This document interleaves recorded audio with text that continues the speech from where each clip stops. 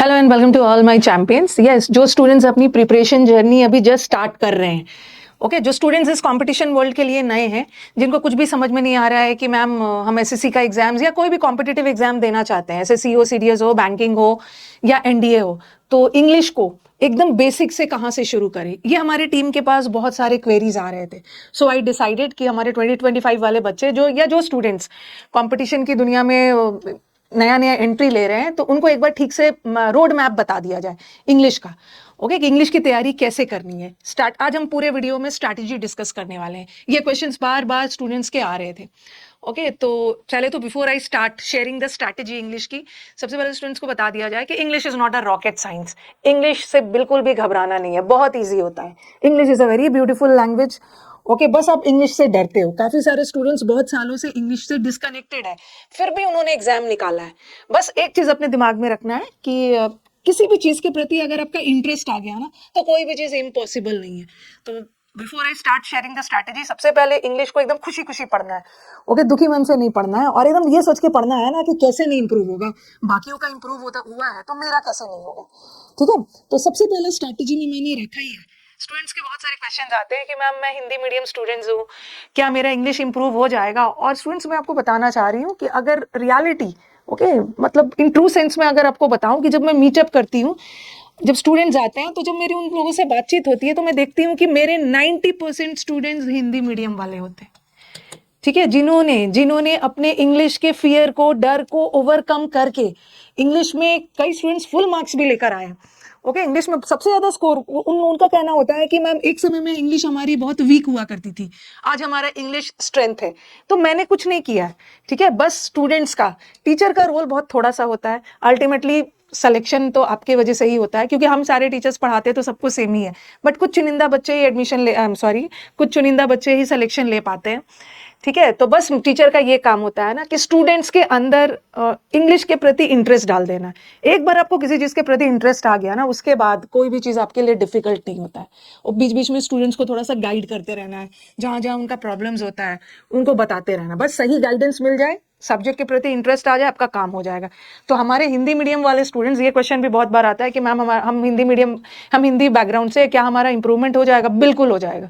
90% Hindi medium वाले बच्चे ही selection लेते हैं, क्योंकि ये जो कंपटीशन में जो ग्रामर पोर्शन आता है और जो हम स्कूल में इंग्लिश मीडियम स्कूल्स में जो ग्रामर पढ़ते हैं ना, दोनों में डिफरेंस है। वहाँ एक ग्रामर एक अलग तरीके से पढ़ाया जाता है, लेकिन हमारे कंपटीशन में एक ग्रामर का अलग तरीका होता है। ठीक है, no doubt grammar is grammar, but यहाँ हमें ग्रामर को बहुत गहराई में स्टूडेंट्स को समझाना होता है, क्योंकि यहाँ एरर पूछने का तरीका ही अलग होता है। तो एकदम घबराना नहीं है। बस आप अगर इस कंपटीशन की दुनिया में आपने कदम रखा है तो पीछे नहीं हटना है। बस मन में ये रखना है कि सबका इंप्रूव होता है, तो मेरा कैसे नहीं इंप्रूव होगा? आखिर हमारे फ्रेंड्स ही ना एग्जाम निकाल रहे हैं, हमारा भी इंप्रूव हो जाएगा। बहुत दिनों से आप इंग्लिश से कटे हुए हो ना, फिर भी आपका निकल जाएगा एग्जाम्स। बस कंसिस्टेंसी रखना, क्लास में थ्रू आउट रेगुलर आते रहोगे, आपका इंप्रूवमेंट हो जाएगा। ठीक है, तो ये वाला क्वेश्चन एक आता है। हिंदी इंग्लिश मीडियम स्टूडेंट कुछ नहीं होता है। कभी कभी क्या होता है ना कि आपकी बेस बहुत ज्यादा क्लियर नहीं है, तो आपको थोड़ा सा ज्यादा टाइम लग जाएगा, और कुछ स्टूडेंट्स को कम टाइम में उनका इंग्लिश इंप्रूव हो जाएगा। किसी का जल्दी होगा, किसी का थोड़ा सा टाइम लगेगा, बट इंप्रूव जरूर होगा। अगर जिस स्टूडेंट्स की इंग्लिश वीक है, बस आप अपने टीचर की बात मानो। आपके पेरेंट्स के बाद आपके सबसे शुभ चिंतक आपके टीचर ही होते हैं। बीच में भटकना नहीं है, टीचर की बात मानोगे, जैसा जैसा बोल रहे हैं आप वैसा करो, आपको रिजल्ट जरूर मिलेगा। ठीक है, तो चलो सबसे पहले हम लोग शुरू करते हैं। इंग्लिश का स्ट्रैटेजी मैं शेयर कर रही हूँ आपसे। काफी दिनों से बच्चों के क्वेरीज आ रहे थे कि मैम एक बार बता दीजिए। जो 2025 में एग्जाम्स होने वाले हैं, जो आने वाले ईयर्स में कभी भी एग्जाम देने वाले हैं, तो किसी भी कॉम्पिटिटिव एग्जाम में अगर जाते हो, अगर मैं इंग्लिश की बात करूं, तो इंग्लिश हमारा 3 पोर्शन में आता है। किसी कॉम्पिटिटिव एग्जाम में इंग्लिश का वेटेज 30 नंबर का है। ठीक है, कहीं पे 135 नंबर का है, कहीं पे 50 मार्क्स का है, बट है इंग्लिश का वेटेज। आज के डेट में हर कॉम्पिटिशन में इंग्लिश जरूरी है, तो अब आप इससे बच नहीं सकते। ठीक है, तो और 3 पार्ट में इंग्लिश डिवाइडेड है। आपका ग्रामर है, ठीक है, आपका वोकैब है, and then you have reading comprehension. ठीक है, और इंग्लिश इज इंग्लिश, बस क्वेश्चंस पूछने का तरीका हर एग्जाम में अलग हो जाता है। अदरवाइज ग्रामर, वोकैब और कॉम्प्रिहेंशन सेम ही है। तो 3 पार्ट में डिवाइडेड होता है, तो हम बारी बारी से सबकी बात करेंगे। ठीक है, ग्रामर की भी बात करेंगे, वोकैब की भी बात करेंगे, रीडिंग कॉम्प्रिहेंशन की भी बात करेंगे। रीडिंग कॉम्प्रिहेंशन में हमारा पैसेज आता है। ठीक है। रीडिंग कॉम्प्रिहेंशन में आपका क्लोज टेस्ट आता है, छोटा सा पैराग्राफ रहता है, उसमें फिलअप्स दिया, ब्लैंक्स दिया होता है उसको आपको, और 4 ऑप्शंस होते हैं, उसमें से आपको सबसे अप्रोप्रिएट ऑप्शन पिक करना है। और उसके बाद आपका PQRS, जिसको हम सेंटेंस अरेंजमेंट बोलते हैं। थोड़ा सा बैंक में इसका पूछने का तरीका अलग है, सीडीएस में भी भर भर के सेंटेंस अरेंजमेंट आता है, और एसएससी में तो आता ही है, और डिफरेंट एग्जाम्स में आता है। बट एक बार आप अपनी अंडरस्टैंडिंग डेवलप कर लेते हो ना इंग्लिश की, तो चाहे कोई भी एग्जाम हो, इजी लेवल का हो, टफ लेवल का हो, आपको बस अंडरस्टैंडिंग डेवलप करना है, उसके बाद तो आपका काम ईजी। तो सबसे पहला क्वेश्चन, हमारा इंग्लिश 3 पार्ट में डिवाइडेड रहता है, ग्रामर है, वोकैब है और कॉम्प्रिहेंशन है, और हम तीनों की बात अलग अलग करेंगे। साथ में जो मेरे पास सबसे फ्रीक्वेंटली आस्क्ड क्वेश्चंस आते हैं उसको भी मैं लेते जाऊंगी। तो आई होप कि इस वीडियो को देखने के बाद आपका सारा डाउट्स क्लियर हो जाएगा कि इंग्लिश की स्ट्रैटेजी क्या होनी चाहिए, अगर आप बिगनर है तो कहाँ से कैसे शुरुआत करनी चाहिए। सबसे पहला स्टूडेंट्स का क्वेश्चन आता है कि ma'am should I start grammar और वोकैब फर्स्ट, कि पहले मैं ग्रामर स्टार्ट करूं कि वोकैब स्टार्ट करूं। देखो मेरे ओपिनियन में, ठीक है, मेरे ओपिनियन में दोनों को साइमल्टेनियसली लेके चलना है, क्योंकि ग्रामर और वोकैब आपका इंप्रूव होगा ना, तभी जाके आपका क्लोज टेस्ट, ठीक है, क्लोज टेस्ट, पैसेज और PQRS की अंडरस्टैंडिंग भी डेवलप होगी। अगर आप सोचोगे ना एक लेके चलोगे तो काफी लेट हो जाएगा। ओके, थोड़ा सा तो मेहनत करना ही है, और सारे बच्चे मेहनत कर रहे हैं। आज के जो हमारे स्टूडेंट्स हैं वो काफी मेहनती भी है जिसको भटकना है वो बहुत ज्यादा भटके हुए हैं, बट पढ़ने वाले भी उस रेशियो में पढ़ने वाले भी उतने ही है। तो मैं अपने स्टूडेंट्स को यही गाइड करूंगी, क्योंकि काफी दिनों से मैं पढ़ा रही हूँ, तो मुझे इतना तो पता चल गया है कि बच्चों को मतलब कैसे कैसे क्या गाइड करना है और कम समय में कैसे सिलेक्शन लेना है। तो we have to do smart study. और जब भी हमारा एग्जाम का पैटर्न कुछ ऐसा हो जहाँ पे मल्टीपल चॉइस क्वेश्चंस आ रहे हैं, MCQ मल्टीपल चॉइस वाले क्वेश्चंस आ रहे हैं, तो वहाँ आपका काम बहुत ईजी है। उस एग्जाम को बहुत ज्यादा रॉकेट साइंस वाला नहीं बनाना है। वो एग्जाम में जहाँ डिस्क्रिप्टिव वगैरह आता है, तो वहाँ थोड़ा सा स्टूडेंट्स को मेहनत करनी होती है, और एग्जामिनर पेपर जो सेट करते हैं या जो पेपर आपका चेक करते हैं, उनका मूड क्या है, डिस्क्रिप्टिव का आंसर उनको पसंद आया नहीं पसंद आया, बट ये तो आपका MCQ है, सारे बच्चे का आंसर तो एक ही होगा। तो जब भी MCQ वाले क्वेश्चंस आए, ठीक है, तो वो एग्जाम कोई डिफिकल्ट नहीं होता है। ऐसे एग्जाम्स में आपको प्रीवियस पेपर को सोर्स बना के पढ़ना है। सब मैं डील करूंगी, प्रीवियस पेपर, मॉक टेस्ट वगैरह सब। तो सबसे पहले मैं अपने स्टूडेंट्स को गाइड करती हूँ ना, देखो किसी किसी बच्चे का सिलेक्शन 3-4 साल 5 साल में भी होता है, और किसी किसी बच्चे का सिलेक्शन 1-2 साल में भी हो जाता है। तो उसके लिए स्टूडेंट्स ना थोड़ा सा स्मार्ट वर्क करने की जरूरत है। ओके, ऐसा नहीं है कि पहले मैं 5-6 महीने वो ग्रामर कर रहा हूँ, इधर 5 महीने बीत गया, फिर मैं जाके वो कैप कर रहा हूँ, और फिर मैं जाके क्लोज टेस्ट PQRS कर रहा हूँ। तो ऐसा करते करते तो पूरा 1-2 साल टाइम लग जाएगा। तो आपको क्या करना है कि ग्रामर और वो कैप को साथ में लेके चलना है। मैं इसलिए अपने स्टूडेंट्स को बोलती हूँ कि ग्रामर और वो कैप साथ लेके चलो, क्योंकि आपका ग्रामर और वो कैप इंप्रूव होगा ना, तब जाके क्लोज टेस्ट, पैसेज और PQRS भी इंप्रूव होगा। ओके, क्लोज टेस्ट कभी कभी हमारा पैसेज, क्लोज टेस्ट वगैरह पूरा ग्रामर बेस्ड भी आ जाता है, कभी कभी पूरा वोकैब बेस्ड रहता है, कभी कभी मिक्स्ड भी रहता है। तो जब तक आपका ग्रामर और वोकैब में मास्टरी नहीं होगी, आपका ये सब नहीं बनेगा, और ये सब इंप्रूव होने में टाइम लगता है। ये मत सोचना ना कि मतलब तुरंत 15-20 दिन में इंप्रूव हो जाएगा। तो it is a time taking process, ये बहुत टाइम टेकिंग प्रोसेस है, तो उसीलिए दोनों को साथ में कंप्लीट कर लेना। ओके, दोनों साथ साथ लेके चलोगे, फिर ये बनना शुरू हो जाए।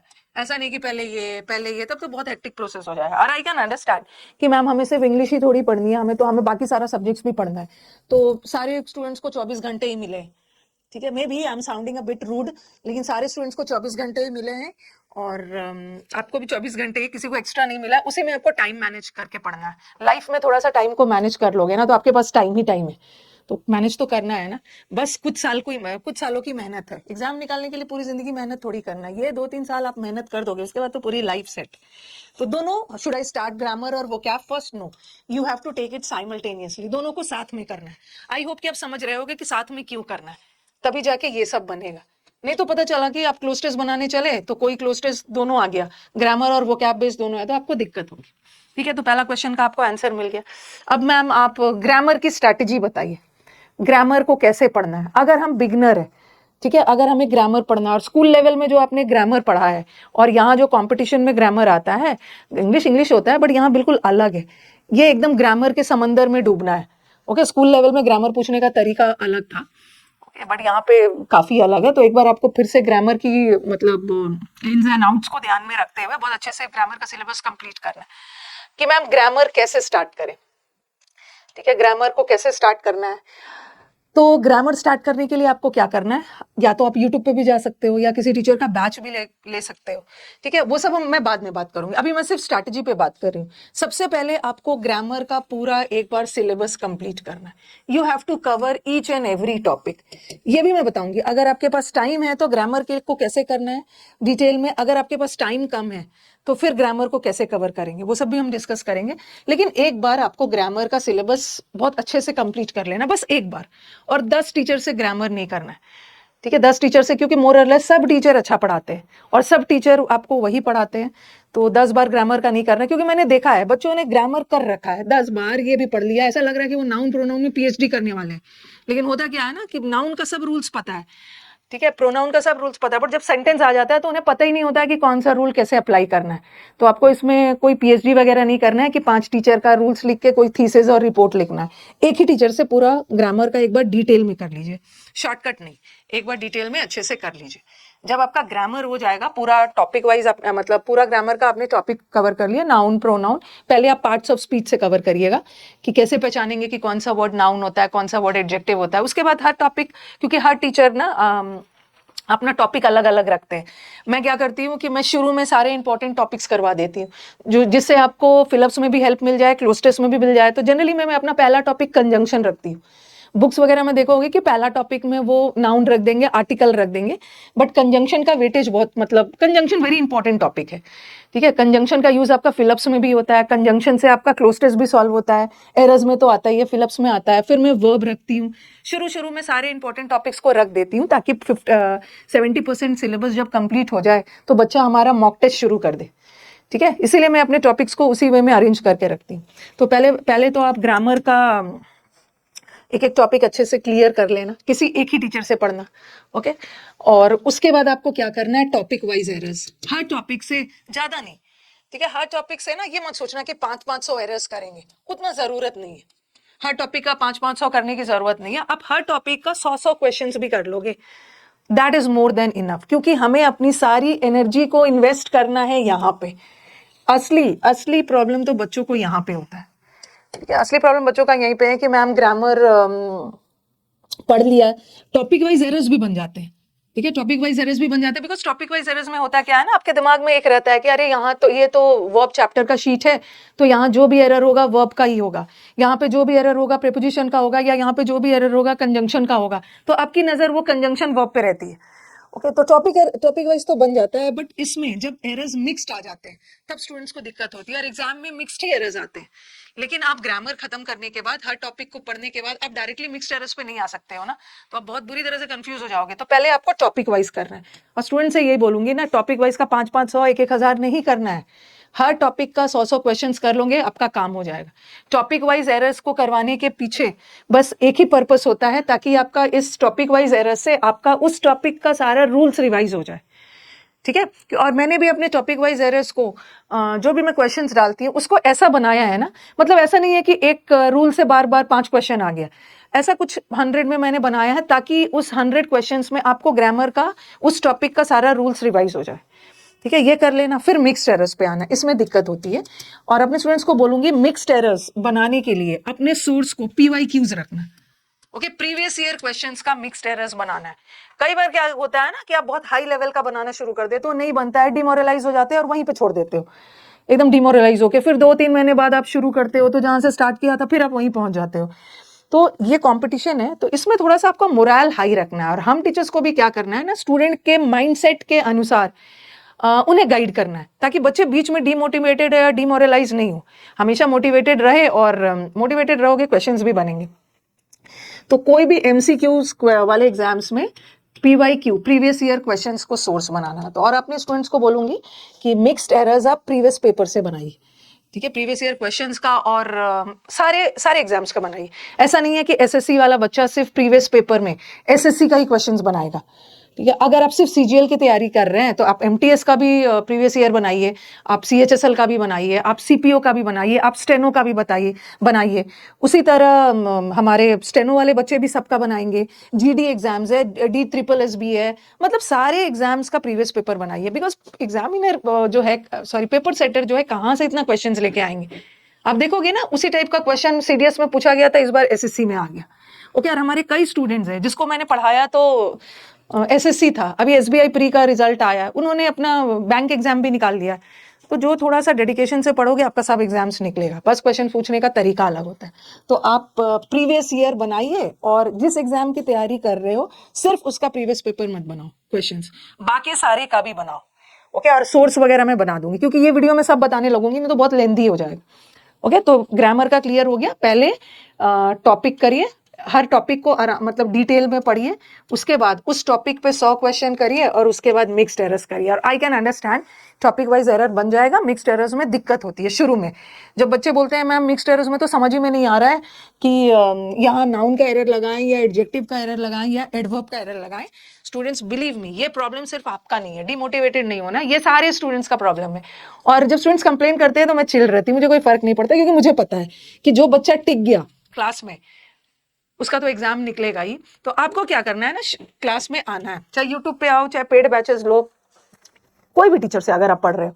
मैं इन जनरल स्ट्रैटेजी की बात कर रही, शुरू में दिक्कत होती है, शुरू में ना 20 दिन 15 दिन दिक्कत होगी, लेकिन 20-25 दिन के बाद आपको मिक्स्ड एरर सॉल्व करने का टेक्निक, क्योंकि देखो ये चीज मैं ऐसे ही नहीं बोल रही हूँ कि मैंने स्टूडेंट्स को खुद देखा है। जब बच्चे मुझसे मिलने आते थे तो मैं पहले क्वेश्चन यही करती हूँ, भाई एक कॉमन क्वेश्चन होता है कि मैम हमारा एरर्स बनता नहीं है, मिक्स्ड एरर्स में समझ ही में नहीं आता है कि कौन सा रूल लगाए, यहाँ नाउन का रूल लगेगा, एडवर्ब का लगेगा, एडजेक्टिव का लगेगा।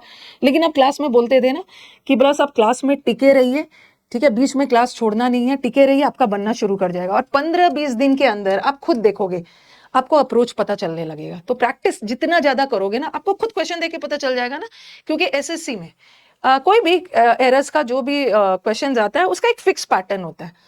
इंग्लिश का खास करके ऐसे वाले क्वेश्चंस में नाउन का एरर रहेगा, ऐसे वाले को जैसे सिंस फॉर आ गया, सिंस फॉर, और मैं आपका काम आसान करने के लिए बोलती भी हूँ, देखो सिंस फॉर वाला सेंटेंस है तो सिंस एंड फॉर टाइम बताता है, सिंस एंड फॉर वाले सेंटेंस में टेंस वाला एरर भी हो सकता है, सिंस फॉर वाले सेंटेंस में प्रेपोजिशन का एरर भी हो सकता है, सिंस फॉर वाले सेंटेंस में कंजंक्शन का भी हो सकता है, वो टीचर बीच बीच में आपको बताते रहेंगे।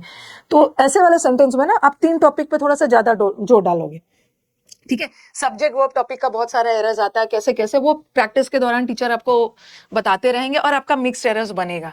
बस थोड़ा सा कंसिस्टेंट रहना, डिमोटिवेटेड नहीं होना है, क्लास में रहोगे और आपको दिक्कत भी हो रही है तो मुझे पूरा भरोसा है 20 दिन के बाद आपको खुद अप्रोच पता चल जाएगा और आपका एरर्स भी बनना शुरू हो जाएगा, ठीक है। एक ये हो गया, फिर क्या है स्टूडेंट्स का क्वेरीज है, हाँ वही वाला है कि मैम ग्रामर का रूल्स भूल जाते हैं। मैम ग्रामर पढ़ने के बाद ना उस समय तो याद रहता है, उस समय तो सब समझ में आ जाता है, जब क्वेश्चन आता है ना तो एरर्स बनता ही नहीं है, या ग्रामर का रूल्स पढ़ते हैं और भूल जाते हैं। ये एक बहुत बड़ा क्वेश्चन होता है क्योंकि इतने सारे टॉपिक्स हैं ना और आपके लिए पॉसिबल नहीं है कि मतलब इतने सारे रूल्स कैसे याद रखें, 13-14 टॉपिक्स पढ़ाते हो आप लोग तो कैसे याद रखें। ओके, तो एक चीज बताऊं कि ग्रामर का रूल्स एक बार जब आपका सिलेबस खत्म हो जाए, सबसे पहले तो हम टीचर्स क्या करते हैं, आपको पढ़ाते हैं, उसके बाद जब चैप्टर खत्म हो जाता है तो हम लोग आपको शीट्स देते हैं, ठीक है। शीट्स में प्रीवियस ईयर क्वेश्चंस भी रहता है और प्रीवियस पेपर से थोड़ा सा हट के क्वेश्चंस भी रहता है, क्योंकि हमें स्टूडेंट्स को हर एंगल से पढ़ाना होता है। अभी तो लास्ट 3-4-5 साल से ग्रामर का लेवल इजी ही आ रहा है, बट सपोज कभी टफ भी आए तो हमें उसके लिए भी तो प्रिपेयर्ड रहना है। मैम ग्रामर का रूल्स भूल जाते हैं, सब भूलते हैं, ओके ऐसा कुछ नहीं है। मैं तो इतने दिनों से पढ़ा रही हूँ, 14-15 ईयर्स हो गए यही करते करते, तो मुझे याद रहता है। बट आप लोग तो अभी छोटे हो, 1-2 साल से तैयारी कर रहे हो, तो ठीक है, भूलना इज नॉट अ कोई बहुत बड़ी डील नहीं है। ग्रामर का रूल्स भूल जाते हैं तो क्या करें, उस समय याद रहता है। जब तुरंत तुरंत फ्रेश फ्रेश ग्रामर पढ़ाया और टीचर उसका टेस्ट ले लेते हैं तो आपको रूल्स याद रहता है। जैसे मैंने पहला चैप्टर कंजंक्शन पढ़ाया तो कंजंक्शन के रूल्स याद है, लेकिन जैसे ही मैं 2-3 टॉपिक आगे बढ़ती हूँ तो आप कंजंक्शन वाला भूलते जाते हो। ओके, कंजंक्शन का चैप्टर भूल रहे हो, जैसे मैंने टेंस पढ़ाया, टेंस के बाद 4 टॉपिक और पढ़ा दिया, उसके बाद टेंस चैप्टर भूलने लगोगे, तो ये कोई बहुत बड़ी बात नहीं है टीचर के पढ़ाने के बाद। और सबसे इंपॉर्टेंट चीज अपने स्टूडेंट से ये बोलूंगी, काइंडली नोट्स बनाइए। हमारा टेक्नोलॉजी एडवांस हो गया है, ऑनलाइन क्लासेस पे हम शिफ्ट हो गए हैं, बट कुछ ऐसी चीजें होती है ना जिसको हमें ट्रेडिशनल मेथड को ही फॉलो करना है। पहले भी हम नोट्स बनाते थे, ऑनलाइन क्लास में आ गया, फिर भी हमें नोट्स बनाना है, क्योंकि नोट्स बनाओगे तो आधा से अधिक रूल्स लिखते समय ही याद हो जाता है। और जब मैं आपको नोट्स आप क्लास खत्म होने के बाद आपको रिविजन करना है तो वीडियो फिर से थोड़ी देखोगे, वीडियोस यार 2x स्पीड पे भी देख रहे हो ना, तो that is very time consuming और आंखों पे भी आपका इफेक्ट पड़ेगा, तो टाइम तो आपका निकलेगा ही। तो नोट से रिवाइज करना is very easy, net weight का भी चक्कर नहीं है, सोते समय भी कोई एक चैप्टर लेके रिवाइज कर लिया, तो जैसे जैसे हमारा सिलेबस आगे बढ़ता जाएगा, एक एक टॉपिक पे मैं टेस्ट भी आपका लेते जाऊंगी। तो बीच बीच में क्या करना है ना, जैसे एक टॉपिक खत्म हुआ उसके 10-15 दिन बाद बीच में मैं दूसरा टॉपिक पढ़ा रही हूँ, कोई एक टॉपिक को लेके रिवाइज कर लीजिए। ओके, जैसे मैंने कंजंक्शन पढ़ा लिया, उसके बाद मैंने 3-4 टॉपिक्स और पढ़ा दिया, तो 3-4 टॉपिक्स पढ़ाने के बाद जो पहला चैप्टर कंजंक्शन है, एक बार उसको रिवाइज कर लीजिए। उसको रटना नहीं है, बस रिवीजन करते रहिए। और रिवीजन, नोट्स का रिवीजन मुझे नहीं लगता है ना, एक बार पढ़ने के बाद ओके बीच बीच में एक बार और रिवाइज कर लेंगे, 2 बार में आपको रूल्स याद हो जाएंगे। और उसके बाद जिस दिन आप प्रैक्टिस के लिए आओगे ना, उसके बाद आप एक दिन ऐसा आएगा ना, फिर आपको नोट्स पलट के देखने की जरूरत ही नहीं पड़ेगी। ठीक है। तो टीचर के पढ़ाने के बाद पूरा सिलेबस खत्म, जब तक टीचर सिलेबस खत्म कर रहे हैं, अब ऐसा नहीं है कि टीचर सिलेबस पूरा खत्म कर ले उसके बाद हम फिर से एक बार नोट्स रिवाइज करेंगे। इतना तो टाइम होता ही है कि एक बार आप अच्छे से पढ़ लेते हो ना, तो जो सेकंड रिवीजन होता है वो जब बहुत ज्यादा टाइम टेकिंग नहीं होता है। ठीक है, सेकंड रिवीजन तुरंत हो जाएगा, आपके नोट्स में सब लिखा रहेगा, फटाफट पेज पलट पलट के एक बार देख लेना। ऐसा थोड़ी है कि आपको एग्जाम में 10 मार्क्स का सब्जेक्ट वर्ब आ रहा है, what is subject verb, agreement subject verb का 20 रूल लिख के आना है, ऐसा तो नहीं है। बस देखना, इसके साथ ये लगता है कॉन्सेप्ट्स वगैरह को देखते रहना, सब लोग बोलते हैं। ठीक है, एक बार बस एक बार रिवीजन करना है टीचर के पढ़ाने के बाद। बीच बीच में जिस दिन भी आप अच्छा फील करे, एक दिन टेंस टॉपिक उठा लीजिए, किसी दिन दूसरे वीक में कोई और टॉपिक उठा लीजिए, रिवीजन करना है ताकि आप रूल्स को नहीं भूलोगे। और जिस दिन आप प्रैक्टिस करने लगोगे, जिस दिन आप मिक्स्ड एरर्स की प्रैक्टिस क्लासेस में आना शुरू करोगे, यू विल फील कि अब तो नोट्स रिवाइज करने की जरूरत ही नहीं है। क्योंकि देखो, एक होता है थ्योरी, एक होता है प्रैक्टिकल। साइंस में भी जो चीज आप थ्योरी में पढ़ते हो, जब जाके आप लैब में प्रैक्टिकल्स करते हो ना, तो प्रैक्टिकल करने के बाद वो चीजें मतलब आप भूलते नहीं हो, अच्छे से याद हो जाता है। उसी तरह एक बार आपका मिक्स्ड एरर्स की क्लास में आओगे तो आपको पता चलने लगेगा, जब प्रैक्टिस करने लगोगे तो सब रूल्स ऑटोमेटिकली आपके दिमाग में आने लगेगा, भूलोगे नहीं। तो एकदम रूल्स में अगर परफेक्ट होना चाहते हो, एक बार टीचर के पढ़ाने के बाद एक बार अपने से भी रिवाइज कर लीजिएगा, रिवीजन में बहुत ज्यादा टाइम नहीं लेगा। और उसके बाद जिस दिन आप मिक्स्ड एरर्स की प्रैक्टिस करोगे, आपका सारा रूल्स फ्रेश आपके दिमाग में आ जाएगा। ठीक है, नेक्स्ट। हाँ, वही वाला मैम, क्वेश्चंस अटेम्प्ट करते समय रूल्स करने में प्रॉब्लम होती है या मिक्स्ड एरर्स में दिक्कत होती है, वही सब सारा चीज मैंने कवर कर दिया। रूल्स भूल जाते हैं, रूल्स भूल जाने का सोल्यूशन बता दिया है मैंने, बार बार रूल्स को रटना नहीं है। ठीक है, अच्छे से खाइए पीजिए, अपनी मेमोरी बढ़ाइए, एक बार पढ़ने के बाद फिर सब याद हो जाएगा। और मिक्स एरर्स करने लगोगे उसके बाद तो कॉपी पलट के देखने की भी जरूरत नहीं पड़ेगी। वो क्या आपको बार बार रिवीजन मांगता है, बट ग्रामर का रिवीजन 2 बार में आपका हो जाएगा। एक बार मैं पढ़ाऊं, एक बार आप अपने से करना। ओके, मिक्स्ड एरर्स की क्लास में लगातार रहोगे या खुद भी प्रैक्टिस करते रहोगे तो मिक्स्ड एरर्स बनना शुरू हो जाता है। ओके, देन हाँ, अब अगर मैं YouTube की बात करूं, ये भी एक बहुत इंपॉर्टेंट क्वेश्चन है कि मैम आपने YouTube पे पूरा A to Z ग्रामर का सिलेबस पढ़ाया है। ठीक है, A to Z पूरा ग्रामर आपने पढ़ा दिया है डिटेल में, और इसके अलावा आपने 60 इंपॉर्टेंट रूल्स भी पढ़ाया है। ये बहुत फ्रीक्वेंटली आस्क्ड क्वेश्चंस है। आपने 60 इंपॉर्टेंट रूल्स ऑफ ग्रामर भी पढ़ाया है। ठीक है, पहले तो मैंने 60 इंपॉर्टेंट ग्रामर का एक ही ये वीडियो था, मतलब एक ही था पूरा सीरीज। अब मैंने उसका 2.0 भी ला दिया, एक तो 1 था और एक 2.0 वाला था, अब तो दूसरा 2.0 भी पढ़ा दिया है। 60 इंपॉर्टेंट रूल्स यूट्यूब का English with Rani ma'am channel का सबसे हिट बैच है, फ्री फॉर ऑल स्टूडेंट्स के। तो ma'am 60 important rules of grammar से काम हो जाएगा क्या? हमें एक तो आलसी हो आप लोगों को तो सब चीज शॉर्टकट में चाहिए। ओके, इस जेंजी हो आप लोग, इस जमाने के बच्चे, सब चीज शॉर्टकट में चाहिए, कैसे कम एफर्ट्स में जल्द से जल्द रिजल्ट मिल जाए। तो उस टाइप के भी कुछ बच्चे हैं जो पूरे डिटेल में नहीं करना चाहते। देखो, अगर आपके पास टाइम है ना, ओके, अगर आपके पास टाइम है तो आप पूरा ग्रामर को एक बार कर लीजिए। ठीक है, डिटेल में कर लीजिए। ओके, और कभी कभी क्या होता है कि एग्जाम पास आ रहा है और आपके पास पूरा टाइम नहीं है, मतलब इतना टाइम नहीं है ना कि आप पूरा ग्रामर का सिलेबस फिर से रिवाइज करें, तो आप 60 इंपॉर्टेंट रूल्स ऑफ ग्रामर को लास्ट 10, 15, 20 दिन में, एक महीने में भी आप कर सकते हो।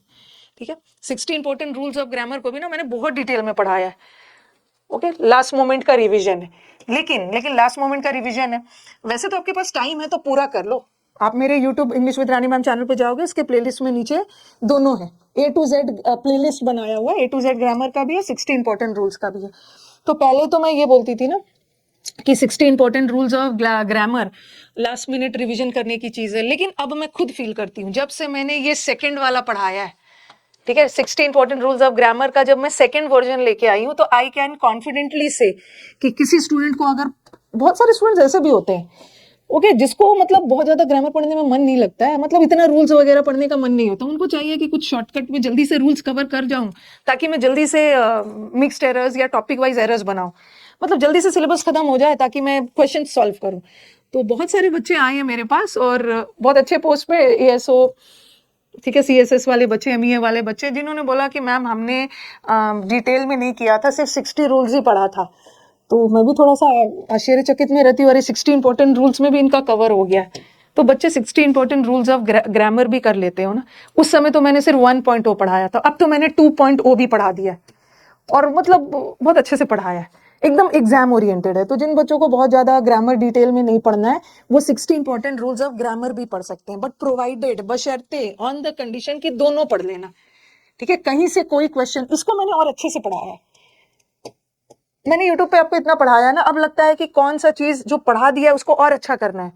ओके जो चीज पढ़ा दिया है उसको और आसान कैसे करना है, पढ़ाने का सब चीज पढ़ा दिया है। तो मैंने 60 इंपॉर्टेंट रूल्स ऑफ ग्रामर का 2.0 में सारा प्रीवियस पेपर का क्वेश्चन निकाला है। 1.0 भी पढ़ाया था लेकिन 2.0 में थोड़ा सा क्वेश्चंस बहुत ज्यादा डिटेल में डिस्कस किया है। तो जो स्टूडेंट्स को थोड़ा सा शॉर्टकट में ग्रामर पढ़ना है तो अब दोनों पढ़ना, 1.0 भी पढ़ लेना और सबका तो आपका वो बना हुआ है, मैराथन्स बना हुआ है।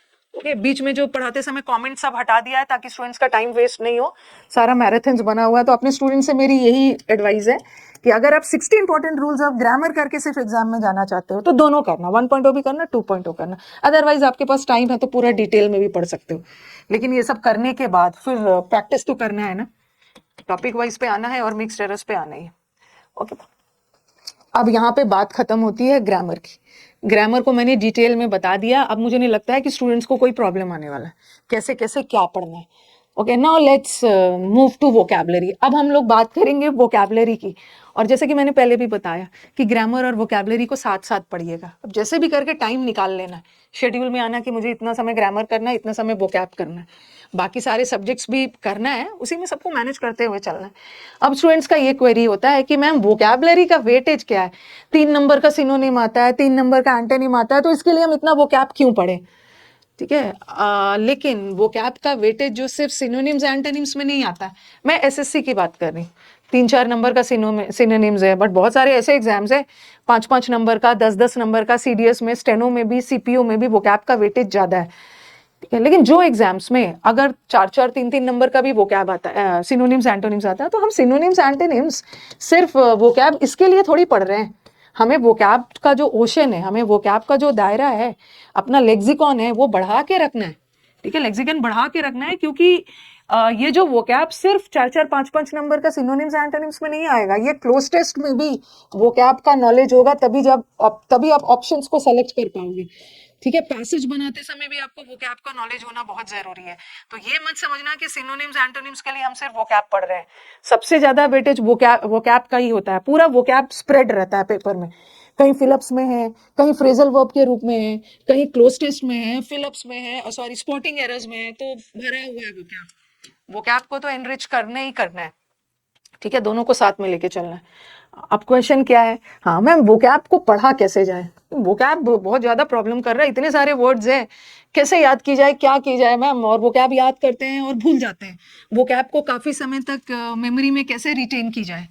ओके और वोकैब आगे पढ़ते जाते हैं, भूलते जाते हैं, कैसे क्या होगा, और कहाँ से वोकैब पढ़े, कितना पढ़े, क्या पढ़े, वो सब बहुत सारे इश्यूज है वोकैब को लेके, ठीक है। तो एक चीज ध्यान रखना है, कोई भी एग्जाम हो वोकैब को का सोर्स ही रखना है प्रीवियस ईयर क्वेश्चंस, क्योंकि आप पूरा पेपर उठा के आप देखोगे ना, कुछ अलग वोकैब नहीं आ रहा। जो बच्चा अच्छे से प्रीवियस ईयर क्वेश्चंस करके जा रहा है, ठीक है, उसको वोकैब में दिक्कत नहीं होने वाली। अब ठीक है, कभी कभी कुछ प्रीवियस ईयर से हट के नया वर्ड पूछ दिया, तो that new word will be new for all, it's not new for you only, वो तो सबके लिए न्यू रहेगा, और वो भी नहीं अटेम्प्ट करेगा, आप भी नहीं अटेम्प्ट कर पाओगे, तो यहाँ पे बराबरी है, कोई दिक्कत नहीं है। लेकिन वोकैब को हमें प्रीवियस ईयर क्वेश्चंस को ही सोर्स बना के चलना है, ठीक है, प्रीवियस ईयर से पढ़ना है। प्रीवियस ईयर आपको बहुत जगह मिल जाएगा। ओके मैंने अपनी यूसी लाइव ऐप पे भी प्रीवियस ईयर का क्वेश्चंस डलवा दिया है, प्लस समंदर मंथन वोकैबुलरी का बुक है, वहां भी प्रीवियस ईयर क्वेश्चंस है, प्लस यूट्यूब पे भी प्रीवियस ईयर जो एग्जाम होता है उसका प्रीवियस पेपर करवा देती हूँ, उसका मैराथन भी बना दिया है। आप मेरे यूट्यूब पे जाना, A to Z प्लेलिस्ट में जाओगे ना, नहीं एक A to Z वाला भी अच्छा मैंने एक वो भी करवाया है, A to Z का भी वो कैप करवाया है और एक 1000 का सीरीज भी करवाया है। लेकिन ये भी हो सकता है ना कि डायरेक्टली आप क्वेश्चंस पे नहीं जा सकते हो ना, जैसे मैंने A to Z सीरीज करवाया है, काफी सारे बच्चे A to Z सीरीज वाला मैम वो बहुत अच्छा वीडियो था, उससे हमें बहुत फायदा हुआ। या आप 1000 सीरीज का भी वो कैप करवाया है मैम, उससे भी बहुत फायदा हुआ। लेकिन आप डायरेक्टली क्वेश्चंस नहीं सॉल्व कर सकते हो। सबसे पहले आपको एक लिस्ट ऑफ वोकैब्स पढ़ के जाना होगा, उसको मतलब रट के जाना होगा एट एनी कॉस्ट, तभी तो जाके आप क्वेश्चंस को सॉल्व करोगे। ओके तो सबसे फर्स्ट स्टेप वोकैब के लिए क्या है, सोर्स किसको बनाना है, कोई कहीं से कुछ नहीं, सिर्फ प्रीवियस पेपर पे जाना है। ठीक है, प्रीवियस पेपर पे सीधा जाके क्वेश्चंस थोड़ी सॉल्व करना शुरू कर देना है। आपको कैसे याद हो जाएगा, कोई भी क्वेश्चन आया रहेगा, क्या गारंटी है कि वो वोकैब आपको याद है। तो सबसे पहले आपको क्या करना है, एक लिस्ट ऑफ इंपॉर्टेंट वर्ड्स पढ़ना है। ओके जो कंपटीशन के पर्पस से बहुत इंपॉर्टेंट है, कुछ ऐसे वर्ड्स है जो कंपटीशन पर्पस से बहुत इंपॉर्टेंट है, पहले उसको याद कर लेना। जैसे ग्रामर का रूल्स याद करके जाते हो तब तो जाके क्वेश्चन सॉल्व करोगे। उसके उसीलिए आपको कुछ तो वोकैब का आपके पास सोर्स होना चाहिए ना, जिसको आप पहले पढ़ोगे, इस वर्ड का मीनिंग ये होता है, तब जाके ना पेपर अटेम्प्ट मतलब क्वेश्चन अटेम्प्ट करोगे। 4 ऑप्शन दिया है उसमें से सही कौन सा है, सीधा क्वेश्चंस थोड़ी अटेम्प्ट करने लगोगे प्रीवियस पेपर। पहले a list of important words है, उसको आपको याद करना है। ठीक है, इंपॉर्टेंट लिस्ट ऑफ वर्ड्स है, मैंने यूट्यूब पे भी पढ़ाया, प्लस समुद्र मंथन के बुक में भी लिस्ट ऑफ इंपॉर्टेंट वर्ड्स है, कहीं से भी दूसरे टीचर से भी कहीं से भी कुछ भी बुक से पढ़ा है, पहले आप उसको पढ़ लेना, उसके बाद प्रीवियस ईयर बनाना शुरू करें। ठीक है, वोकैब कुछ नहीं है, वोकैब में ना टीचर तो आपको क्लास में करवाएंगे, वोकैब बस आपके ऊपर है, आप कितना मल्टीपल टाइम्स रिवीजन करते हो। वोकैब का एक फिक्स टाइम बांध दीजिए, सुबह 5 से 6, 7 से 8, 9 से 10, जो भी, कि मुझे इस टाइम में एनी हाउ वोकैब को याद करना ही है हर दिन। क्योंकि आपको लगेगा कि आज तो मुझे याद हो गया, फिर 10 दिन बाद आप उसको भूल जाओगे। तो वोकैब नीड्स मल्टीपल रिविजन्स, बार बार रिवीजन करना, हर दिन रिवीजन करना।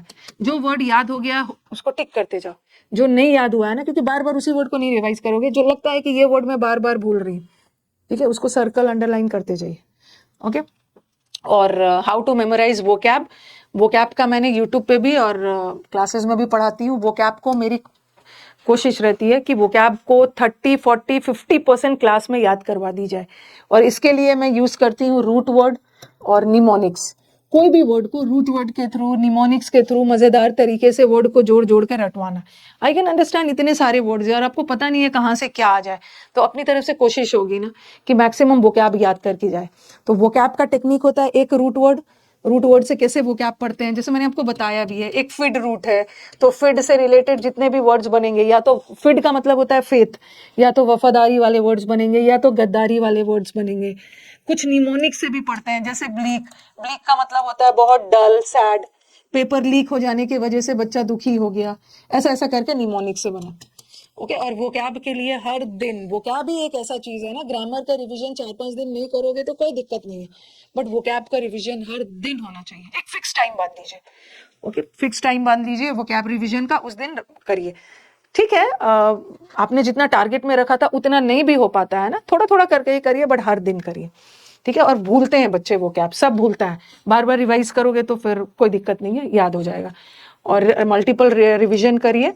ओके, और पहले तो एक इंपॉर्टेंट वोकैब आपको रटना होगा, तब जाके प्रीवियस पेपर सॉल्व करना है, हो जाएगा वोकैब। वोकैब के लिए मल्टीपल रिवीजन करना। और एक चीज कि देखो, मैं अपने स्टूडेंट से जितना मेरी इंटरेक्शन होती है अपने स्टूडेंट से, तो मैं अपने स्टूडेंट से ना मतलब जनरली वेरी डीपली क्वेश्चन ये पूछती हूँ कि क्या आपने वोकैबुलरी के लिए न्यूज़पेपर पढ़ा था। देखो, newspaper reading is a very good habit, newspaper पढ़ना बहुत अच्छी बात होती है। ठीक है, न्यूज़पेपर से सिर्फ आपका वोकैब और इंग्लिश और अंडरस्टैंडिंग, ग्रामर के लिए न्यूज़पेपर नहीं पढ़ना, हम न्यूज़पेपर पढ़ते हैं अपनी वोकैब और अंडरस्टैंडिंग डेवलप करने के लिए। ठीक है, और उसके अलावा जीए के लिए तो जीएस, जीए और भी न्यूज़पेपर से बहुत फायदा है, आपका करंट अफेयर्स वगैरह में भी एडवांटेज मिल जाता है। लेकिन जहां तक मैं अपने स्टूडेंट्स को बोलूँ ना कि अगर आप वेरी प्रैक्टिकल बात करूं, क्योंकि कई सारे बच्चे हैं जिनको न्यूज़पेपर पढ़ने की पहले से हैबिट है, तो वो तो पढ़ लेते हैं, लेकिन कई सारे स्टूडेंट्स ऐसे हैं ना, they start inculcating the habit of reading newspapers 3 months prior to the exam का 6 मंथ 3 मंथ बचा हुआ है और चलते हैं वो न्यूज़पेपर पढ़ने। पहले से उनको हैबिट नहीं है, उससे क्या होता है ना कि उनका आधा से अधिक टाइम न्यूज़पेपर पढ़ने में निकल जाता है। इधर न्यूज़पेपर लेके बैठे हैं, यहाँ पे एक कॉपी है, साथ में पेन है, न्यूज़पेपर में अंडरलाइन कर रहे हैं, वर्ड का मीनिंग लिख रहे हैं। तो उन्हीं का कंप्लेन होता है कि मैम ये न्यूज़पेपर पढ़ने में तो हमें 1-2 घंटा तो पूरा टाइम इसी में निकल जा रहा है, ये न्यूज़पेपर पढ़ने में बाकी का इंग्लिश कब पढ़ें और बाकी का ग्रामर वगैरह या बाकी का सब्जेक्ट्स कब पढ़ें। Newspaper is very time consuming और हमें मतलब हमें हैबिट नहीं है पहले से पढ़ने की और एग्जाम के जस्ट पहले पढ़ना शुरू करते हैं और ये हैबिट डेवलप करने में टाइम लग रहा है और बहुत सारा टाइम भी निकल जा रहा है, हमारे पास इतना टाइम है और हमें मन नहीं लगता है पढ़ने में। किसी भी हैबिट को डेवलप करने में थोड़ा तो टाइम लगता है। जो पढ़ते हैं उनके लिए तो अच्छी बात है, बट जो स्टूडेंट्स इवन इफ वो न्यूज़पेपर नहीं भी पढ़ रहे, कोई भी स्टूडेंट से पूछता है ना कि वो कैप कैसे पढ़ा जाए, तो कोई एक न्यूज़पेपर उठा के बोल दिया जाता है, अरे इंडियन एक्सप्रेस पढ़ लो, हिंदू पढ़ लो। बच्चा बेचारा आज तक न्यूज़पेपर नहीं पढ़ा है और डायरेक्टली वो सारे न्यूज़पेपर्स पे जाता है, उसको कुछ समझ में नहीं आता, छोड़ देता है वहीं पे। तो मैं ये मानती हूँ न्यूज़पेपर पढ़ना is a very good habit, but even if you don't have any interest in reading newspapers and all, तो फिर भी जो एसएससी में या जो एग्जाम्स में एनडीए हो, सीडीएस हो, जिस टाइप, इवन इफ बैंकिंग में भी, ओके बैंकिंग में थोड़ा सा न्यूज़पेपर पढ़ना इसलिए इंपॉर्टेंट हो जाता है क्योंकि वहाँ पे सारे जो पैसेजेस है इकोनॉमी और वो सब बेस्ड आ जाता है करंट अफेयर्स पे। तो न्यूज़पेपर पढ़ना बहुत अच्छी हैबिट है, न्यूज़पेपर पढ़ोगे तो आपका काम बहुत ईजी हो जाता है। बट इवन इफ आपको नहीं भी मन है ना पढ़ने का, बोर भी हो जाते हो, नहीं मन होता है पढ़ने का, बट फिर भी मैं जो आपको वोकैब करवाती हूँ क्लास में, वो कर लो, फिर आपका काम हो जाए। क्योंकि स्टूडेंट्स खुद बोलते हैं आपने जितना क्लास में वोकैब करवाया है, चाहे पेड बैचेस में करवाया क्या यूट्यूब पे करवाया, वही सारे वर्ड्स तो न्यूज़पेपर में भी देखने को मिल जाता है। तो नहीं भी पढ़ते हो तो काम चल जाए। न्यूज़पेपर पढ़ने की हैबिट डेवलप तभी करनी है ना जब आपके पास टाइम है, नहीं तो लास्ट मोमेंट में ये हैबिट को आप डेवलप करने की कोशिश करोगे, आपका बहुत सारा टाइम वेस्ट हो जाएगा। तो स्टूडेंट से पूछती हूँ कि आपने न्यूज़पेपर कभी पढ़ा है, बोला नहीं मैम मैंने न्यूज़पेपर वगैरह कुछ नहीं पढ़ा है, वो कैब जो आपने पढ़ा है बस वही रट के गया है। और क्लोज टेस्ट PQRS में भी ना आपके बैच में लगातार आते आते आपका एक प्रैक्टिस बैच, 2 प्रैक्टिस बैच मैंने लिया था, लगातार आते और प्रैक्टिस करते करते अंडरस्टैंडिंग मेरी डेवलप हो गई। तो कहीं से मैं न्यूज़पेपर के अगेंस्ट में नहीं हूँ, पढ़ते हो अच्छी बात है, नहीं भी पढ़ते हो बिना न्यूज़पेपर पढ़े भी आपका वोकैब इंप्रूव हो जाएगा। ओके, ये तो हो गई वोकैब की बात। हाँ, अब आ जाओ वोकैब में रिवीजन चाहिए। ओके, रिवीजन, प्रैक्टिस जितना करोगे हो जाएगा। ओके, बार बार। और ये जो भूलने वाला है ना उसके लिए टेंशन मत लेना। अभी तो मैं देख रही हूँ ना कि मेरे स्टूडेंट्स को मेरे से भी ज़्यादा याद हो गया। मैं तो 15 साल से पढ़ा रही हूँ, तो मुझे तो नो डाउट याद हो ही जाएगा एक ही चीज़ को रिपीट करते करते। लेकिन जो मैंने 15 साल में किया ना, मेरे स्टूडेंट्स 1-2 साल में वो कर चुके हैं। देखते हो जब मैं यूट्यूब पे भी आती हूँ तो मैं जो भूल रही हूँ वो मुझे याद दिलाते हैं। तो I am proud of my students. थोड़ा सा हटके तो करना पड़ेगा ना। जो बच्चे सिलेक्शन लेते हैं वो बाकियों से थोड़ा तो हटके करते हैं ना, ताकि वो सिलेक्शन वाले कैटेगरी में आपको दिखते हैं। जो नहीं सेलेक्ट हुए हैं, ये नहीं बोलूंगी कि वो मेहनत नहीं करते हैं, वो भी मेहनत कर रहे हैं, बट जिसका सिलेक्शन हुआ उसने तो थोड़ा सा हटके कुछ किया है। Now let's move to comprehension, reading comprehension, banking, SSC, NDA, CDS सब एग्जाम, ये भी एक बड़ा प्रॉब्लम है। पैसेज, क्लोज टेस्ट और PQRS, this is also a thing of practice. यहाँ पे मेरे हिंदी मीडियम स्टूडेंट्स वालों ने इसमें मुझे फुल मार्क्स स्कोर करके दिखाया, तो अंदर से ना अपने स्टूडेंट्स पे एक घमंड हो जाता है, देखो ये हिंदी बैकग्राउंड से था। कई बार बच्चे बोलते थे कि मैम मैंने कभी सोचा नहीं था कि मेरा ये सब भी कभी लाइफ में इंप्रूव होगा। लेकिन आप बोलते थे ना कि जो क्लास में टिक गया वो तो सिलेक्शन ले गया, क्योंकि शुरू में बड़ा स्ट्रगल करते थे, कुछ समझ में नहीं आता था, नेगेटिव मार्किंग चला जाता था, लेकिन आप अक्सर बोलते थे कि कुछ समझ में आए चाहे नहीं, बस आप क्लास में आते रहो। ओके, पढ़ते पढ़ते कोई भी चीज की ना अगर आप हैबिट में डाल दोगे ना तो एक ना एक दिन वो इंप्रूव हो जाता है। धीरे धीरे धीरे धीरे करते रहोगे, ये भी इंप्रूव हो जाएगा। मैं हिंदी मीडियम वाले स्टूडेंट्स की बात कर रही हूँ, उसको एकदम डरना नहीं है, आपकी अंडरस्टैंडिंग। और मैं ट्रिक्स वगैरह कुछ कुछ बताते रहती हूँ, एलिमिनेशन टेक्निक, पैसेज पढ़ने का भी टेक्निक, कि देखो पैसेज के कौन कौन से लाइन से ज़्यादा प्रोबेबिलिटी है कि क्वेश्चंस आते हैं, पहले क्वेश्चंस पढ़ लेना है। वो प्रैक्टिस के दौरान हम सारा टैक्टिक्स और टिकड़म को यूज़ करते हैं। इसके लिए पैसेज के लिए क्लोज टेस्ट, इसमें बच्चों को दिक्कत होती है मैम जब पैसेज पढ़ना शुरू करते हैं उसकी हिंदी करने लगते हैं। हिंदी तो बिल्कुल नहीं करनी, जो बच्चा हिंदी करने चला उसका तो एग्जाम छूट जाएगा, ठीक है। और पैसेज का पूरा 100% समझना ही नहीं है, नहीं मतलब समझ लो तो अच्छी बात है, नहीं भी समझ में आता है फिर भी आपका पैसेज बन जाता है। आपकी अगर पैसेज की 50% की भी अंडरस्टैंडिंग बिल्ड हो जा रही है तो आपका काम हो जाएगा। ओके, तो इसके लिए भी क्या मैम न्यूज़पेपर पढ़ना ज़रूरी है? पढ़ोगे तो आपका काम इजी हो जाएगा, आपकी अंडरस्टैंडिंग डेवलप रहेगी ना, तो फिर चीज़ें इजी हो जाएगी। लेकिन जिसको मन ही नहीं लगता है पढ़ने में, जो किसी हाल में पढ़ने ही नहीं चाहते हैं न्यूज़पेपर, तो उसको तो मैं कुछ ज़बरदस्ती नहीं कर सकती हूँ। तो बिना न्यूज़पेपर पढ़े भी बच्चों ने मुझे क्लोज टेस्ट में PQRS में अच्छा स्कोर दिया because reading a newspaper, okay, and to comprehend a passage and that to you have 4 options before you, तो वो थोड़ा सा डिफिकल्ट होता है। न्यूज़पेपर पढ़ते जाओ चलो ठीक है समझ रहे हैं, बट पैसेज को सिर्फ पढ़ना ही नहीं है, ठीक है, पैसेज पे बेस पीछे कुछ क्वेश्चंस है, उसके 4 ऑप्शंस है, मिलते जुलते हैं, उसको सॉल्व करना और न्यूज़पेपर पढ़ना दोनों में डिफरेंस है। ठीक है, न्यूज़पेपर में तो हम पढ़ते जाते हैं, कुछ नहीं भी समझ में आ गया आगे बढ़ते जाते हैं, बट पैसेज में तो हमें 4 ऑप्शन के बीच में से क्वेश्चन भी सेलेक्ट करना होता है, तो लगातार आओगे। क्योंकि अभी मेरे पास कुछ ऐसे कमेंट्स भी आ रहे हैं, मैम हमारा ग्रामर वो क्या बन जाता है, हमारा पैसेज और PQRS में हमें दिक्कत होती है। अब मैं तो उल्टा देख रही हूँ कि मैम हमें पैसेज PQRS क्लोज टेस्ट में मजा आता है, बन जाता है, हमसे ग्रामर का एरर्स ही नहीं बनता है। तो मुझे हंसी आती है कि अरे ये तो उल्टा हो गया, जो चीजें डिफिकल्ट है वो बन जा रहा है और रूल्स वगैरह वाला नहीं बन रहा, तो हर चीज प्रैक्टिस की जरूरत। इसमें बच्चे मुझे खुद बोलते हैं कि मैम पहले तो पैसेज में नेगेटिव हो जाता था, लेकिन धीरे धीरे जैसे जैसे 1 महीना बीतता है ना, तो हमें पता चलने लग जाता है। कई बच्चे बोलते हैं ना कि जब आप हमारे साथ सॉल्व करते हो तो हम लोग देखते हैं कि आप किस नजरिए से सॉल्व कर रहे हो, मतलब आप क्या सोच के ऑप्शन को एलिमिनेट कर रहे हो, और फिर हम वही दिमाग यूज करके करने लगते हैं, तो देखते हैं हमारा आंसर्स करेक्ट होना शुरू हो जाता है। तो ये सब करने के लिए न्यूज़पेपर पढ़ रहे हो बहुत अच्छी बात है। Even if you are not reading newspaper, practice कर सकते हो। कई बार क्या होता है, कुछ बच्चे ऐसे होते हैं कि जिसको लाइव बैचेस चाहिए प्रैक्टिस के लिए, टीचर सामने रहते हैं तो उनको अच्छा लगता है, तो आप पेड बैचेस में आ सकते हो। बट कई बच्चे थोड़े सिंसियर भी होते हैं, उनको लगता है कि नहीं टीचर नहीं भी है बट मैं सिंसियरिटी से सॉल्व कर सकता हूँ, तो उनको बैच लेने की जरूरत नहीं है, जो ऐसा कर सकते हैं। लेकिन कईयों के साथ है कि लाइव बैच में आके टीचर के साथ सॉल्व करने में मार्क्स शेयर करते हैं तो अच्छा लगता है। अब इसके लिए क्या करना है, देखो शुरू में भी मैंने बताया, क्लोज टेस्ट और पैसेज और PQRS के लिए आपको ग्रामर और वोकैब का नॉलेज तो चाहिए, क्योंकि इसका नॉलेज होगा तभी जाके आपका क्लोज टेस्ट वगैरह बनेगा, ठीक है। और एक चीज, एलिमिनेशन टेक्निक बहुत जरूरी है। शुरू में थोड़ा सा आप स्लो एलिमिनेशन टेक्निक भी रख सकते हैं। आप देखते हो जब भी मैं क्लास में सॉल्व करवाती हूँ, मैं कभी भी करेक्ट आंसर पे सीधा नहीं जाती।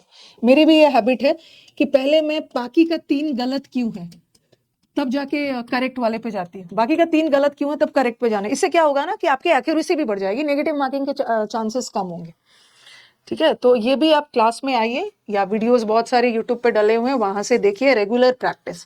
शुरू में नेगेटिव मार्क्स आते हैं, धीरे धीरे 5 में माइनस में आएगा, 5 में 1 आएगा, ओके। वैसे 2 नंबर का है, अगर मैं मान के चलूँ कि 10 में 2-3 आएगा, लेकिन धीरे धीरे बच्चे खुद बोलते हैं मैम, और इतनी खुशी होती है ना जिस दिन हमारा क्लोज टेस्ट में फुल मार्क्स आता है, मुझे लगता है कि हम तो हिंदी मीडियम वाले स्टूडेंट्स हैं, हमारा कैसे, तो ये सब बस प्रैक्टिस है, ओके। हर दिन अगर एक छोटे से एग्जांपल देती हूँ, जैसे अगर मुझे अपनी घर की सीढ़ियों पे चढ़ना हो, तो लाइट कट भी जाए ना, मैं अपने घर के सीढ़ियों पे भी चढ़ जाऊंगी, क्योंकि मेरे को प्रैक्टिस है। उसी सीढ़ी पे मैं हर दिन चढ़ रही हूँ, बट मैं किसी दूसरे के घर पे मुझे सीढ़ी पे चढ़ने के लिए बोल दिया जाए तो मुझे बड़ी दिक्कत होगी, मुझे कैंडल टॉर्च लेके चलना होगा। तो कोई भी चीज में आप प्रैक्टिस करोगे, वो धीरे धीरे, ऐसा हो ही नहीं सकता कि इम्प्रूव नहीं होगा। बच्चे खुद बोलते हैं जैसे 1 मंथ 1.5 महीना, और ऐसा कुछ नहीं है ना, अगर आपकी बेसिक क्लियर नहीं है तो ये 15-20 दिन में नहीं होने वाला है। इट टेक्स टाइम, थोड़ा सा आपको पेशेंस लेके आना पड़ेगा, बट ये इम्प्रूव होगा। क्लोज टेस्ट पैसेज आपको क्लास में आओगे, अंडरस्टैंडिंग डेवलप होगी। आपने जो पिछले बार क्लोज टेस्ट किया था, ठीक एक ऐसा ही वर्ड इस क्लोज टेस्ट में भी आया, मिलता जुलता, और इतना ज्यादा हम लोग क्लोज टेस्ट PQRS बना चुके होते हैं ना कि बच्चे ऊब जाते हैं। लास्ट में एक ऐसा टाइम भी आता है कि फटाफट उनका PQRS बनता है। अभी देखना CDS के पेपर में लास्ट ईयर इतना मैंने PQRS करवाया था कि जो 20 S1 और S6 वाला आया था, उसमें मैं भी होती तो पूरा 20 में 20 करेक्ट नहीं कर पाती, लेकिन हमारे बच्चे पूरा करके आए हैं। तो hats off to my students, जिसने पूरा S1 और S6 वाला डिफिकल्ट होता है सीरियस में, वो करके आए। That is through immense practice. मैंने कुछ नहीं किया, वो बच्चों ने मिल के, हम लोगों ने इतना प्रैक्टिस किया। कई बार तो मुझसे जल्दी आप लोग बना लेते हैं। क्लास में आते रहना है धीरे धीरे, ये नहीं बोलूं कि ये एक महीने में इंप्रूव होगा, ये टाइम करे। न्यूज़पेपर नहीं भी पढ़ते हो, क्लास में रेगुलर रहते हो, तो ये इंप्रूव हो जाए। एलिमिनेशन टेक्निक सीखना है, ठीक है। ऐसा नहीं है न्यूज़पेपर पढ़ते हैं अच्छी बात है, नहीं भी पढ़ रहे हो फिर भी बच्चों ने बिना न्यूज़पेपर पढ़े भी इसमें इंप्रूव किया। और मैं जो स्ट्रैटेजी शेयर कर रही हूँ ना, ऐसा नहीं है कि कुछ इम्प्रैक्टिकल है, ये सब मैं स्ट्रैटेजी स्टूडेंट से बात करके ही शेयर कर रही हूँ। ऐसे ऐसे स्टूडेंट्स ने फॉलो किया, अपनी टीचर की बात मानी, ठीक है। भटकना नहीं है बीच में, जो भटक जाते हैं ना फिर गड़बड़ हो जाती है। न्यूज़पेपर रीडिंग करते हो अच्छी बात है, नहीं भी करते हो कोई दिक्कत नहीं है। अब आ जाते हैं मॉक टेस्ट के बारे में बात करते हैं। मैम मॉक टेस्ट कब से देना शुरू किया जाए? जब आपका 60 to 70% सिलेबस हो जाए। अगर मैं अपने केस में बात करूँ ना, इंग्लिश के केस में, तो मेरे स्टूडेंट्स का अगर 60% सिलेबस भी खत्म हो गया, 60% ग्रामर, 60% वोकैब हो गया, तो आप लोग मॉक शुरू कर दीजिए। इसलिए क्योंकि मैं शुरू के इंपॉर्टेंट जितने भी इंपॉर्टेंट टॉपिक्स होते हैं ना, शुरू में पढ़ा देती हूँ। जैसे शुरू में मैं कंजंक्शन पढ़ा देती हूँ, शुरू में मैं टेंस, वर्ब और सब्जेक्ट वर्ब, प्रेपोजिशन पढ़ा देती हूँ। मतलब ऐसा कुछ करती हूँ कि बच्चा को मॉक टेस्ट देने के लिए लास्ट तक वेट ना करना पड़े। 60% में आपको इंग्लिश पढ़ा दे रही हूँ, वो ग्रामर या वो कैप, तो आप ये देना शुरू कर दीजिए मॉक्स, ठीक है। बाकी का 30-40% नहीं भी बन रहा है तो मन में एक है ना कि चलो मेरा सिलेबस पूरा नहीं हुआ है, लेकिन हम लास्ट का नहीं वेट करेंगे ना, शुरू से देना शुरू कर देंगे तो मॉक टेस्ट की हैबिट में आ जाएंगे। जितना मन है मॉक्स दीजिए, ठीक है, जितना मन है मॉक्स दीजिए, मॉक्स से डरना नहीं है।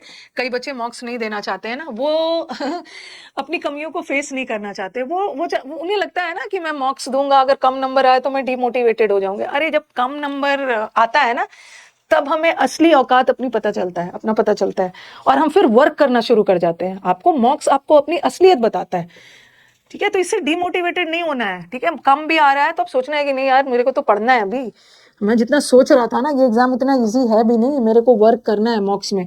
और मॉक्स का स्कोर से बहुत ज़्यादा घबराना भी नहीं है। कई बार कई सारे बच्चों का मॉक्स में स्कोर कम आया है। कई सारे बच्चे ना मॉक्स, पहला मॉक दिया था तो जैसे 200 में 50 नंबर आया है, 52 मार्क्स आया है, और वही सारे बच्चे एग्जाम्स में पता चल गया कि ऑल इंडिया रैंक 1 भी लेके आए 50। और ये सोचो कि उनकी मतलब उनका जो जर्नी है कहाँ से कहाँ तक पहुंचे हैं, ऑल इंडिया रैंक तक पहुंच गए। तो मॉक्स के स्कोर से बहुत घबराना नहीं, ठीक है। मॉक से हम क्या करते हैं, मॉक एक रिहर्सल वाला टेस्ट है, प्रैक्टिस टेस्ट है। मॉक्स हेल्प अस, हमें अपनी ताकत, मेरा स्ट्रेंथ कौन सा पोर्शन है, ग्रामर है, वो कैब है, चाहे मेरा वीकनेस कौन सा पोर्शन है, मॉक टेस्ट अटेम्प्ट करोगे, डरना नहीं है कि कम नंबर आ जाएगा तो क्या हो जाएगा। ये कोई आपका फाइनल एग्जाम थोड़ी है, मॉक है।